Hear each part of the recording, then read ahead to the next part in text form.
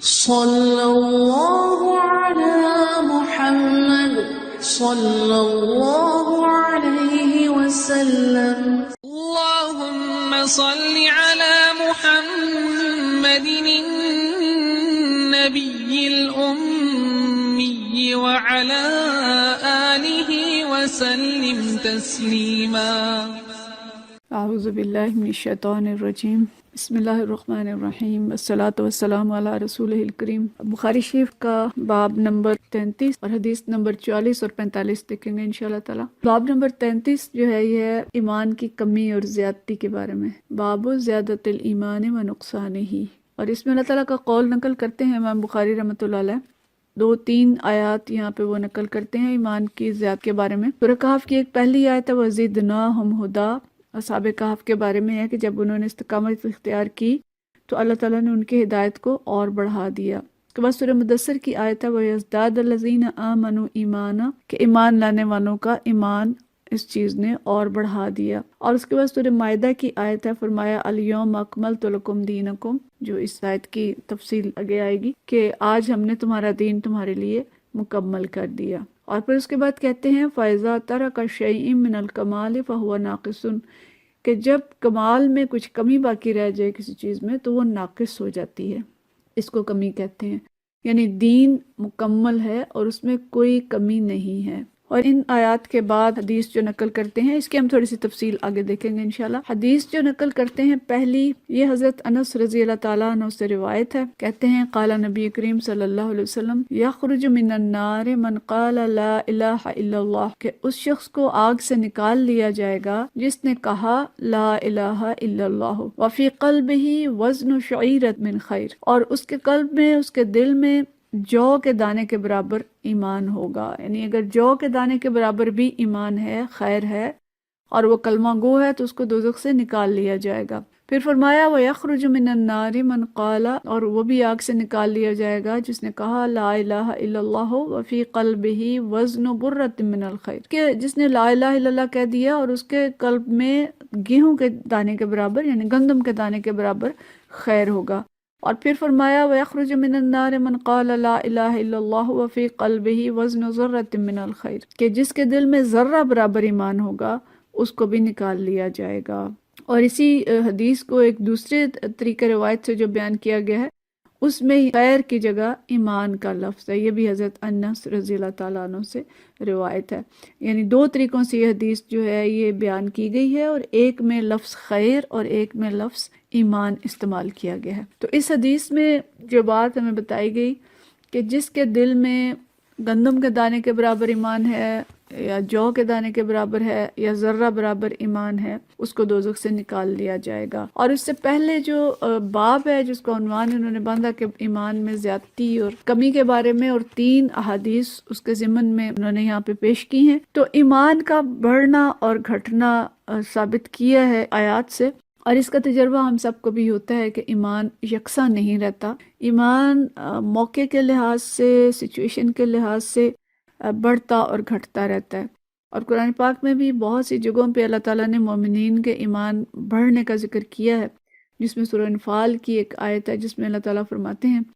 انما المؤمنون الذین اذا ذکر اللہ وجلت قلوبہم، کہ مومنین وہ ہیں کہ جب ان کے سامنے اللہ کا ذکر کیا جاتا ہے تو ان کے دل ڈر جاتے ہیں. وَإِذَا تُلِيَتْ عَلَيْهِمْ آيَاتُهُ زَادَتْهُمْ ایمانا، کہ جب ان کے سامنے اللہ کی آیات پڑھی جاتی ہیں تو ان کا ایمان بڑھ جاتا ہے. یہ سورہ انفال کی آیت نمبر 3 ہے. یعنی اللہ تعالیٰ کی آیات کی تلاوت، قرآن پاک کی تلاوت، قرآن پاک کو پڑھنا اور سمجھنا، اس سے ایمان میں اضافہ ہوتا ہے. اسی طرح سے اگر انسان پہ کوئی آزمائش آتی ہے اور اس میں وہ ثابت قدم رہتا ہے تو اس میں بھی ایمان بڑھتا ہے. یہ سورہ احزاب کی آیت نمبر 22 ہے جس میں اللہ تعالیٰ نے ذکر کیا کہ مومنوں نے جب کفار کے لشکروں کو، پورے جو قبائل عرب تھے وہ چڑھ آئے تھے غزوہ خندق میں، اس وقت کا یہ ذکر ہے کہ جب کفار کے لشکروں کو دیکھا تو وہ بے ساختہ کہہ اٹھے کہ یہ وہی چیز ہے جس کا اللہ اور رسول صلی اللہ علیہ وسلم نے ہم سے وعدہ کیا تھا، اور اللہ اور رسول صلی اللہ علیہ وسلم کی بات سچی تھی، اور اس بات نے ان کے ایمان اور ان کی سپردگی میں اضافہ کر دیا. یعنی اس آزمائش کے موقع پہ جب ہر طرف سے کفار ان کے اوپر چڑھ آئے تھے تو انہوں نے قلب سے تصدیق کی کہ اللہ اور رسول نے جو وعدہ کیا تھا کہ تم غالب آؤ گے اور تم پہ یہ آزمائشیں آئیں گی، وہ وعدے سچے تھے، اور اس وجہ سے ان کا ایمان بڑھ گیا۔ اسی طرح سے اور بھی کئی آیات ہیں، وقت کی کمی کی بنا پہ ہمارے پاس گنجائش نہیں کہ ہم ان کا حوالہ دے سکیں، لیکن ہم سب اس چیز کو سمجھتے ہیں کہ جب ہم قرآن پاک سنتے ہیں، قرآن پاک پڑھتے ہیں، اللہ کا ذکر کرتے ہیں، درس کی محفلوں میں جاتے ہیں، صحبت صالحہ میں بیٹھتے ہیں، ہم تربیت گاہوں میں بیٹھتے ہیں، یا اللہ تعالیٰ کی نشانیوں پہ جب غور و تدبر کرتے ہیں، تو اس سے ہمارا ایمان بڑھ جاتا ہے۔ اور جس کا جتنا زیادہ ایمان ہوتا ہے اس کا عمل اتنا ہی صالح ہوتا ہے اور ہونا چاہیے۔ انبیاء جو تھے وہ بالکل کامل ایمان والے تھے، انبیاء کو اللہ تعالیٰ بالکل دیدار کرواتا ہے اپنی نشانیوں کا، اور اس کی وجہ سے ان کا ایمان جو ہے وہ بالکل ٹاپ پہ ہوتا ہے اور مکمل ایمان ہوتا ہے۔ اور ہم جانتے ہیں کہ انبیاء جو ہیں معصوم عن الخطا، خطا کر ہی نہیں سکتے، اور اس کی ایک وجہ یہ بھی ہوتی ہے، یعنی ایک تو اللہ نے ان کو پیدا ہی اس طرح کیا، دوسرا یہ بھی کہ وہ ایمان چونکہ ڈائریکٹ دیکھتے ہیں، لہٰذا ان سے غلطی کا صدور نہیں ہوتا۔ صحابہ کرام رضوان اللہ مجمعین بہت زیادہ مضبوط ایمان والے تھے، اور ان کے اعمال بھی کیسے تھے کہ ہم ایسے اعمال کا صرف تصور کر سکتے ہیں اور پھر کہتے ہیں کہ ایسا بھلا کون بن سکتا ہے۔ اسی طرح سے جتنا کمزور ایمان ہوگا اتنے ہی کمزور اعمال ہوں گے۔ آج اگر ہم دیکھتے ہیں کہ ہمارے ارد گرد نفاق ہے، بددیانتی ہے، جھوٹ ہے، کرپشن ہے، بے حیائی ہے، اور بہت سی بدعمالیاں ہیں، تو ان کی پشت پر اصل میں ایمان کی کمی ہے۔ تو یہاں موضوع دو طرح کے ڈسکس ہو رہے ہیں، ایک تو یہ کہ ایمان زیادہ بھی ہو سکتا ہے اور ایمان کم بھی ہو سکتا ہے، اور دوسری بات یہ کہ جس کے دل میں ایمان ہوگا، کلمہ گو جو ہوگا، اس کے دل میں ذرہ برابر بھی ایمان ہوگا اگر، یا جو اور گندم کے دانے کے برابر بھی ایمان ہوگا، تو بالآخر دوزخ سے نکال لیا جائے گا۔ یعنی اس میں بھی دو پہلو آگے آتے ہیں کہ ایک بات تو یہ کہ کچھ بدعمالیاں ایسی ہوں گی کہ جن کی سزا بہرحال کلمہ گو لوگوں کو بھی بھگتنی پڑے گی، اور کئی ہزار سال تک بعض گناہوں کی پاداش میں دوزخ میں جلنا ہوگا، اور خوشخبری یہ کہ بالآخر دوزخ سے نکال لیے جائیں گے۔ لیکن اس پہ بھی غور ہمیں کر لینا چاہیے کہ دنیا میں تو اگر کوئی جلتا ہے تو چند منٹ میں اس کا کام تمام ہو جاتا ہے، کسی کے سارے خدا نخواستہ آج ہم پڑھ رہے ہیں خبریں، گیس کا جو ہمارے ہاں بحران ہے اس وقت، گیس آتی ہے اور جاتی ہے، اور رات کو کس طرح سے کسی کا یعنی گیس کے جلنے سے پورا گھر جل گیا اور انسان ختم ہو گئے، لیکن وہاں پہ ختم نہیں ہونا ہوگا، دوزخ میں کوئی موت نہیں آئے گی، اور وہاں جو جلے گا خدا نخواستہ ہو سکتا ہے ہزاروں سال کا جلنا ہو یا کتنی دیر کا جلنا ہو، معلوم نہیں ہے۔ تو چند دموں کا جلنا بھی اگر برداشت نہیں ہوتا، عورت ہونے کی حیثیت سے ہم جانتے ہیں کہ روٹی پکاتے ہوئے اس کی بھاپ بھی اتنی شدید لگتی ہے، توے پہ ہاتھ لگ جائے وہ برداشت نہیں ہوتا، تو یہ ہزاروں سال کا جلنا کیسے برداشت ہوگا؟ تو ایسی حدیث سے بہت زیادہ خوش نہیں ہونا چاہیے کہ بس یہ آخر کار تو نکل ہی آئیں گے نا، شیر نہیں ہونا چاہیے گناہوں میں ان حدیث کو پڑھ کے،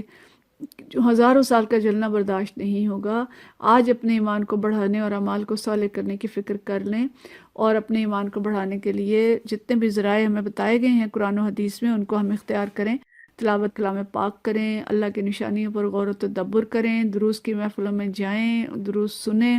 ایسے لوگوں کی صحبت میں رہیں جن کے ساتھ بیٹھ کے ایمان تازہ ہو جاتا ہے، مشکلات و مصائب میں اللہ کی طرف رجوع کریں، یہ سب چیزیں ایمان کو بڑھاتی ہیں، اور ان تمام چیزوں سے ہم دور رہیں جو کہ ایمان کو کم کرنے والی ہیں، نافرمانی، گناہ کی محفلیں اور فسق کی محفلیں، ایسے لوگ جن کے دل اللہ کی یاد سے غافل ہیں، ہمیں ان کی صحبت میں بیٹھنے سے منع کیا گیا ہے کہ جن کا جو اٹھنا بیٹھنا دوڑ دھوپ ہے وہ ساری بس گناہ کے راستے کی یا دنیا کے راستے کی ہے،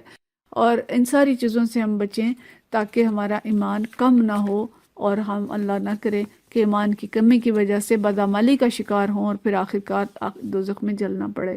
دوسری حدیث جو اسی باب کے تحت ہے، یہ حدیث حضرت عمر بن خطاب رضی اللہ تعالیٰ عنہ سے روایت ہے، اور کہتے ہیں حضرت عمر بن خطاب سے ایک یہودی نے یہ بات کہی، ان رجلا من الیہود قال له یا امیر المؤمنین آیت فی کتابکم، آپ کی کتاب میں ایک ایسی آیت ہے جو آپ لوگ پڑھتے ہیں،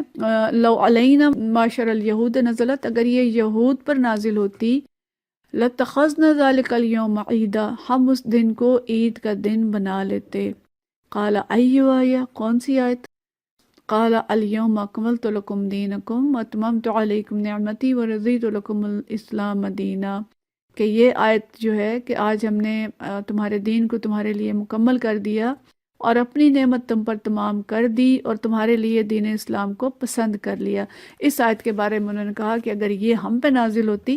تو ہم اس دن کو یوم عید بنا لیتے۔ اس بات کو حضرت عمر رضی اللہ تعالیٰ عنہ نے جواب دیا، قال عمر قد عرفنا ذلک اليوم، کہ ہم اس دن کو جانتے ہیں، ومکان الذی نزلت فیہ، اور اس مقام کو بھی جانتے ہیں جب یہ نبی کریم صلی اللہ علیہ وسلم پر نازل ہوئی تھی، نزلت فیہ علی النبی وہو قائم بعرفۃ یوم الجمعہ، اور اس وقت آپ صلی اللہ علیہ وسلم کھڑے تھے عرفات میں اور جمعے کا دن تھا۔ تو یہود نے یہ بات کہی کہ یہ آیت جو آپ پہ نازل ہوئی ہے ہم پہ نازل ہوتی تو ہم اس دن کو یوم عید بنا لیتے۔ حضرت عمر رضی اللہ تعالیٰ عنہ نے جو اس کا جواب دیا وہ یہ تھا کہ جمعے کا دن اور عرفہ کا دن ہمارے ہاں عید ہی کا دن مانا جاتا ہے، اور ہم بھی اس مبارک دن میں اس آیت کے نزول پر اپنی خوشی کا اظہار کرتے ہیں۔ تو جمعے کا دن بھی خوشی کا دن، اور عرفہ کے بعد جو ویسے ہی عید الاضحیٰ ہوتی ہے تو ہم اس دن بھی خوشی مناتے ہیں۔ تو اس آیت کی جو اہمیت ہے یہود نے اس کو سمجھا اور انہوں نے اس کا ذکر کیا کہ اللہ تعالیٰ نے تم لوگوں پر مکمل دین نازل کر دیا ہے، یعنی اللہ تعالیٰ کی یہ اتنی بڑی نعمت ہے جو خود اللہ نے بھی کہا کہ تمامت علیکم نعمتی، میں نے تمہارے اوپر نعمت تمام کر دی ہے، یعنی تمہیں پورے کا پورا دین دے دیا ہے، تمہیں ہر چیز بتا دی ہے، مکمل دین دے دیا، پورا نظام دے دیا، چھوٹی سے چھوٹی چیز سے لے کے اور بڑی سے بڑے جو مسائل اور احکام ہیں وہ بھی اس دین کے اندر، اس قرآن کے اندر اور اس کی تشریح میں حدیث کے اندر اللہ تعالیٰ نے ہمیں سکھا دیے ہیں۔ اور یہ اللہ تعالیٰ کا اتنا بڑا انعام ہے کہ اس کو اگر ہم سوچیں تو اس پہ جشن واقعی منانا چاہیے، اور اس کو صحابہ کرام نے سمجھا اور نبی کریم صلی اللہ علیہ وسلم نے بھی اس کو سمجھا، اور اس سے اگلا دن ویسے ہی عید کا دن جو ہے اس کو قرار دے دیا گیا۔ لیکن اس میں بہت سے پہلو نکلتے ہیں۔ ایک بات تو یہی کہ دین کامل ہے، مکمل ہے، اور اس کے اندر اب کسی اضافے کی ضرورت اور گنجائش نہیں ہے، یعنی ہم 2 عیدیں ہیں تو ان کی 3 بنا لیں، یا ہم 5 فرض نمازیں ہیں تو ہم 6 بنا لیں، ایسا ہم نہیں کر سکتے۔ جو دین اللہ تعالیٰ نے نازل کیا ہے دین میں کوئی کمی نہیں ہے، اور ہم اللہ کی رضا کے لیے بھی ہم اس میں کوئی اضافہ نہیں کر سکتے۔ جو اضافہ ہم کریں گے وہ بدعت قرار دی جائے گی اور اس کو ناپسندیدہ گنا جائے گا، اور بدعت کو گمراہی اور ضلالت کہا گیا ہے۔ تو ایک بات تو یہ ہے اس کے اندر، البتہ یہ بات ذہن میں رکھیں کہ عبادات میں اور دین میں جو اجتہاد کی ضرورت ہے وہ دروازہ کھلا ہے۔ جدید دور کے تقاضوں کے مطابق کوئی ایسا مسئلہ اگر پیش آتا ہے جو کہ اس وقت نہیں تھا، جیسے جہاز نہیں تھے اس وقت، تو جہاز میں نماز کیسے پڑھنی ہے، اس پہ علماء اجتہاد کر کے ہمیں بتائیں گے۔ یا اسی طرح سے طبی معاملات ہیں یا دوسرے دنیوی معاملات ہیں، بلڈ ڈونیشن کا مسئلہ آتا ہے، کڈنی ٹرانسپلانٹ کا مسئلہ آتا ہے، جی گردہ لگانا ہے کہ نہیں لگانا، جائز ہے کہ نہیں جائز، خون دینا کسی کو جائز ہے کہ نہیں جائز۔ تو ان تمام معاملات میں علماء اجتہاد کریں گے اور اجتہاد کر کے ہمیں بتائیں گے کہ کیا ٹھیک ہے اور کیا غلط ہے، اور یہ اجتہاد بھی بالکل دین کے جو بنیادی دائرے ہیں ان کے اندر ہوگا، دین کے دائرے سے باہر نہیں ہوگا۔ جیسے ٹیسٹ ٹیوب بیبی ہے تو اس میں بھی بہت سی صورتیں ناجائز ہیں اور صرف ایک صورت جائز ہے کہ کس طرح کا جائز ہوگا اور کس طرح کا ناجائز ہوگا، علماء ہمیں یہ ساری باتیں بتاتے ہیں۔ اسی طرح سے جو عبادات میں مزید اجتہاد ہے کہ ان ممالک میں جہاں اوقات نماز کا مسئلہ ہے، مثلا پولز پہ جو ملک ہیں اس میں سورج سردیوں میں برائے نام نظر آتا ہے اور گرمیوں میں جو 22-23 گھنٹے جو ہیں وہ سورج چمکتا رہتا ہے، تو ان کی نمازوں کے اوقات کیا ہوں گے، ان کے روزوں کے اوقات کیا ہوں گے، یہ ساری چیزیں اجتہاد کر کے بتائی جائیں گی۔ لیکن کسی بھی چیز کا خود سے اضافہ نہیں کر سکتے اور خود سے ہم اس میں کوئی کمی نہیں کر سکتے۔ اور دوسری ہمارے لیے اس میں خوشخبری ہے کہ دین کے کامل ہونے پہ ہم خوش ہوں اور دین کی کاملیت کو ہم سمجھیں۔ دیکھیں جو کچھ دین اسلام کے اندر ہے وہ دین یہود کے اندر نہیں تھا، عیسائیوں کے دین کے اندر اتنا مکمل دین نہیں تھا، کوئی بھی آسمانی دین اتنا مکمل نہیں تھا کہ ان کے نبی نے انہیں یہاں تک بتایا ہو کہ تم نے غسل کیسے کرنا ہے اور تم نے واش روم کیسے جانا ہے، اور یہاں تک بھی بتایا ہو کہ ایک حکمران جو ہے وہ حکومت کیسے کرے گا اور قیدیوں کے معاملات کیا ہوں گے، اور پوری کی پوری تفصیلات چھوٹی سی چیز سے لے کے بڑی سے بڑی چیز تک اللہ تعالیٰ نے نازل کر دی ہیں۔ اب بھی اگر ہم اس کو دین کو اپناتے نہیں ہیں، اس پہ عمل نہیں کرتے یا اس پہ جزوی عمل کرتے ہیں، کچھ کو مان لیتے ہیں کچھ کو چھوڑ دیتے ہیں، تو یہ ہماری بد نصیبی ہے، اور اس بد نصیبی کو امت مسلمہ اس وقت بھگت رہی ہے کہ اس نے اپنے دین کو مکمل نہیں لیا، دین میں سے عبادات لے لیں نماز روزہ حج زکوٰۃ تو لے لیا، لیکن اس کے جو بڑے بڑے احکام تھے، سود نہ چھوڑا، بے حیائی نہ چھوڑی، اور بہت سے دوسرے کام جو کہ درست نہیں تھے ان کو اس نے اختیار کیے رکھا، تو ان چیزوں سے اللہ تعالیٰ ناراض ہوتا ہے۔ دین کامل ہے، مکمل ہے، ایک پیکیج ہے دین جو اللہ تعالیٰ نے ہمیں دیا ہے، اور اس پورے کے پورے پیکیج کو ہم نافذ کریں گے تو ہمیں اس دین کی برکات حاصل ہوں گی، اور اس دین کے جتنے فوائد ہیں اور جو دنیا کی زندگی اللہ نے کہا کہ حیات طیبہ بن جائے گی اس دین کو استعمال کرتے ہوئے، تو ہم حیات طیبہ سے اس وقت محروم ہیں کیونکہ ہم نے دین کو مکمل طور پہ ایکسیپٹ نہیں کیا۔ تو اگر ہم اس کو مکمل لیں گے تو پھر مدینہ شریف کی طرح لوگ یہاں زکوٰۃ لے کے دیں گے، اور زکوٰۃ لینے والا کوئی نہیں ملے گا۔ اس سے خوشحالی بھی آئے گی، اس سے برکتیں بھی آئیں گی، اور اس سے ہماری دنیاوی گھریلو زندگیاں بھی اچھی ہوں گی۔ لیکن اللہ تعالیٰ ہمیں اس پہ عمل کی توفیق عطا فرمائے، اور عمل کریں ہم، اور جشن بھی منائیں عمل کرنے کے بعد۔ تو اللہ تعالیٰ اس کا یعنی ہم حق رکھتے ہیں کہ ہم جشن منائیں اور خوشیاں منائیں۔ اللہ تعالیٰ ہمیں توفیق عطا فرمائے کہ ہم اپنے ایمان کو بڑھانے کی فکر کریں، اور دین اسلام پہ مکمل طور پہ عمل کر کے اس سے جو حقیقی خوشی حاصل ہوگی ہمیں زندگی کی برکات کی صورت میں اور آخرت میں جنت کی صورت میں، اس کو حاصل کرنے کے حقدار بن سکیں۔ وآخر دعوانا ان الحمدللہ رب العالمین۔ صلی اللہ علی محمد صلی اللہ علیہ وسلم۔